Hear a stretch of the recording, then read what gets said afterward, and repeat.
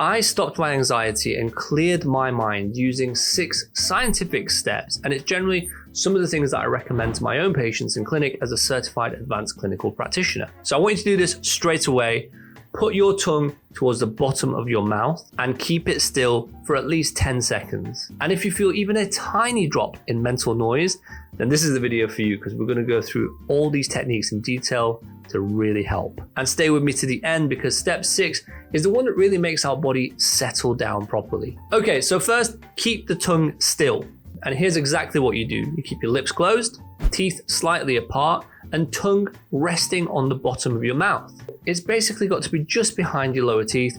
Try and hold it as still as possible for at least 20 seconds. If you can hold it longer, great. And what this does is, this is the moment when your brain stops narrating. You're lying in bed or you're getting ready and you're thinking, what if this, what if that? And there is actual research showing that this inner speech has measurable muscle signals, which is why this can be so effective. And I do discuss it in our other videos, which have had millions of views, and we get so many positive comments from this one little technique. Now, the most common mistake I see with this technique, even with my own patients, is patients will often do it for a couple of seconds and then decide, oh, it's not working, and then they'll go back to what they were doing. You need to give it time.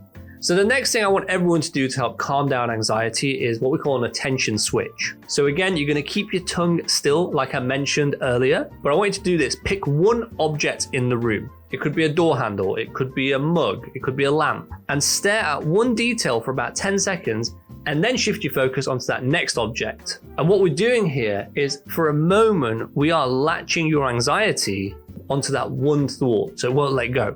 And this is perfect for those moments when your anxiety latches onto that one thought and it won't let go. Did I send the wrong message?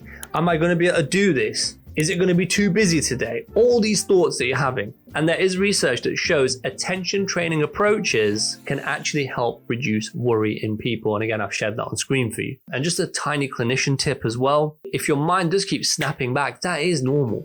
All you need to do is just switch again to that next object. And that's another rep, basically. Now, the next thing I want to discuss is grounding. And I absolutely love this one personally. So here's what I do. I first state 5 things I can see. So right now, I can see my camera, my light, microphone, my phone, and my mug.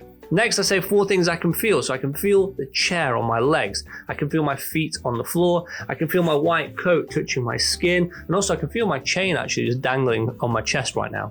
After that, you're going to say 3 things that you can hear. So right now it's a really windy day. I can hear the wind, I can hear the creaks, and I just heard the door close. Next, you're going to say 2 things you can smell. I've just done the laundry, so I can smell that. And also I can smell my cologne. And lastly, tell yourself 1 thing you can taste. I just had a sip of coffee before filming this scene, so I can taste that right now. This really is for that moment you feel unreal, you feel floaty, you feel panicky. This is perfect, this grounding technique. And there's lots of evidence that grounding and breathing exercises, they can all produce measurable changes. This is something that's got a lot of studies on it. Now, the most common mistake I often see patients do when they try to do the grounding is they're doing it without really giving it their full attention. So they might still be scrolling on their phone, or they might still be mid-argument and trying to do it, or they might still be arguing with their thoughts.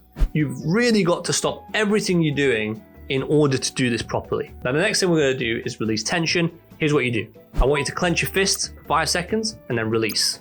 Shrug your shoulders for 5 seconds, then release. Tighten your thighs for 5 seconds and then release. Repeat this about 2-3 times. This really is for those people who say, my